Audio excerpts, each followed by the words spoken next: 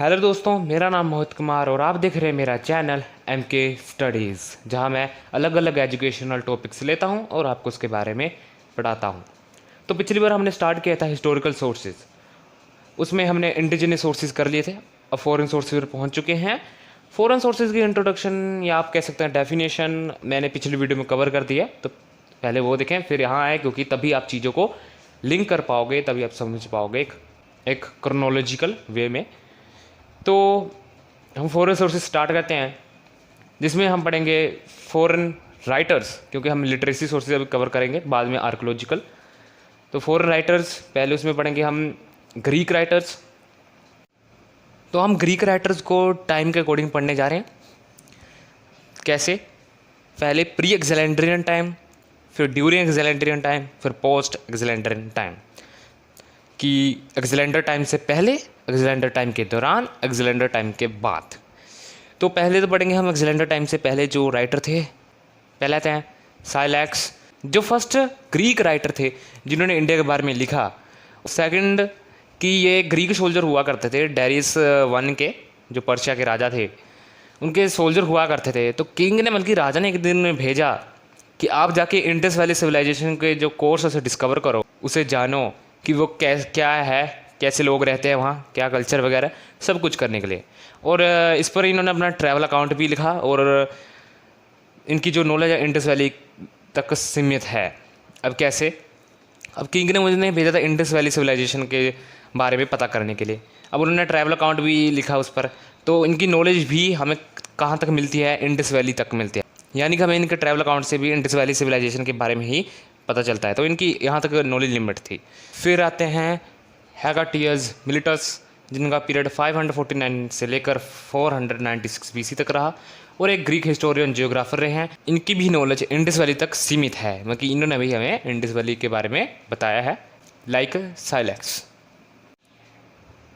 आगे हैं सबसे important person Herodotus, period 484 BC से 425 बीसी, और ये हमारे फादर ऑफ हिस्ट्री हैं।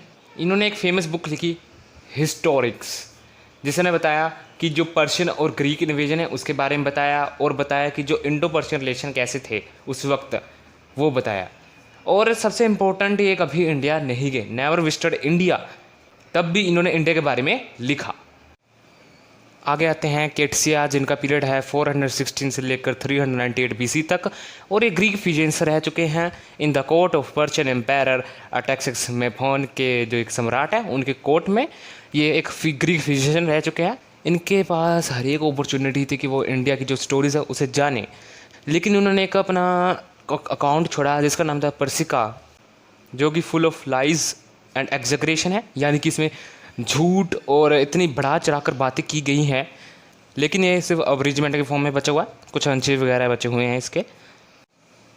हमने अभी राइटर्स पढ़े प्री एक्जेलेंड्रियन टाइम के, अब पढ़ेंगे ड्यूरिंग एक्जेलेंड्रियन टाइम कौन से राइटर रहे हैं। पहले नियरचूज, जो कि क्लासमेट रह चुके हैं और एडमिरल हैं नेवल फ्लीट के, एलेक्जेंडर द ग्रेट के, यानी कि वो क्लासमेट रह चुके हैं अलेक्जेंडर द ग्रेट के, और एक उच्च अधिकारी रह चुके हैं नौसेना के अलेक्जेंडर के टाइम के।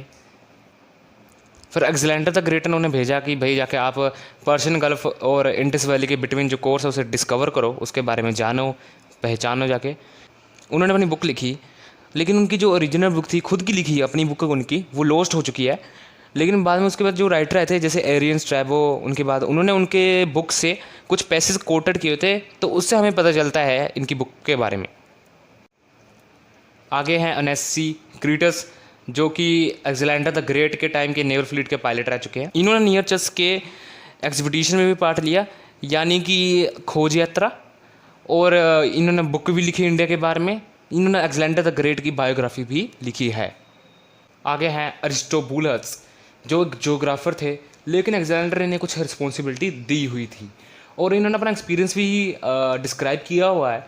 इनकी बुक थी हिस्ट्री ऑफ वॉर, उसमें इन्होंने अपना एक्सपीरियंस बताया है। और इनके अकाउंट को बाद में एक एरियन ग्रीक राइटर था, एरियन, उसने अपनी एनाबेसिस ऑफ अलेक्जेंडर इसमें यूज़ किया था इनका अकाउंट। हमने पढ़े ड्यूरिंग अलेक्जेंड्रियन टाइम राइटर्स। अब पढ़ेंगे हम पोस्ट अलेक्जेंडर टाइम राइटर, जो अलेक्जेंडर के जाने के बाद राइटर्स आए। सबसे पहले आते हैं मेगास्थीनीज। मेगास्थीनीज जो इम्पोर्टेंट राइटर है, इम्पोर्टेंट ग्रीक राइटर है, जो एक ग्रीक एम्बेसडर थे। सेलेस निकोटर जो ग्रीक किंग थे पर्शिया और बेबीलोनी के, उन्होंने इन्हें भेजा to the court of Mauryan king Chandragupta Maurya. Chandragupta Maurya की जो कोर्ट है उसमें भेजा, जो एक मोरन किंग थे जिन्होंने मौर्य डायनेस्टी को बनाया।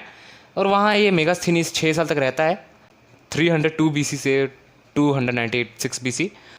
और उन्होंने बुक लिखी इंडिका, जिसमें इन्होंने इंडिया के बारे में बताया। लेकिन ये बुक लॉस्ट हो चुकी है।